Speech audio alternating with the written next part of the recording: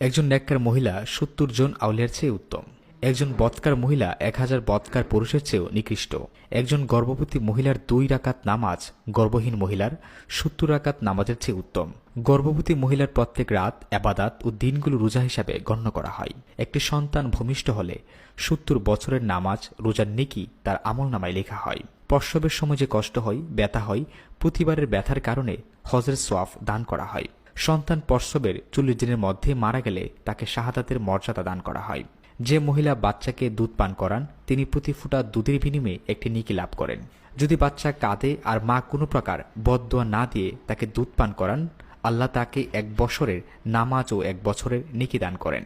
যখন বাচ্চার দুধ পান করানো হয়ে যায় তখন আসমান থেকে একজন ফেরেশতা অবতীর্ণ হয়ে সে মাকে সুসংবাদ দান করেন যে আল্লাহ পাক তোমার জন্য জান্নাত ওয়াজিব করে দিয়েছেন। যে মহিলা বাচ্চার কান্নার জন্য ঘুমাতে পারেন না তিনি ২০ জন গোলাম আজাদ করার নেকি পান।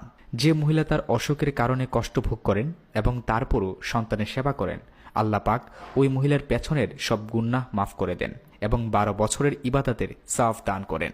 স্বামী প্যারাশন হয়ে ঘরে আসলে যে স্ত্রী স্বামীকে খুশ আমেদ বলেন এবং সান্ত্বনা দেয় তিনি জেহাদের অর্ধেক নেকি লাভ করেন। যখন স্বামী স্ত্রী একে অন্যের প্রতি মহব্বতের দৃষ্টিতে থাকান তখন আল্লাহ পাক তাদের প্রতি মহব্বতের দৃষ্টিতে থাকান। যে মহিলা স্বামীকে আল্লাহর রাস্তায় পাঠান ও নিজেকে হেফাজত করেন এবং ঘরে থাকেন তিনি পুরুষের ৫০০ বছর পূর্বে বেহেশতে প্রবেশ করবেন এবং ৭০,০০০ ফেরেশতা তাকে স্বাগত জানাবে এবং তিনি হুরদের নেত্রী হবেন। তাকে বেহেশতে গোসল দেওয়া হবে।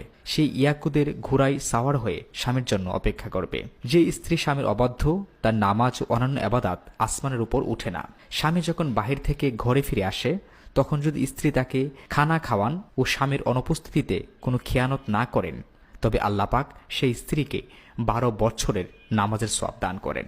স্বামী স্ত্রীকে একটি মাসালা শিক্ষা দিলে ৭০ বছরের ইবাদতের সমান সওয়াব পাবেন।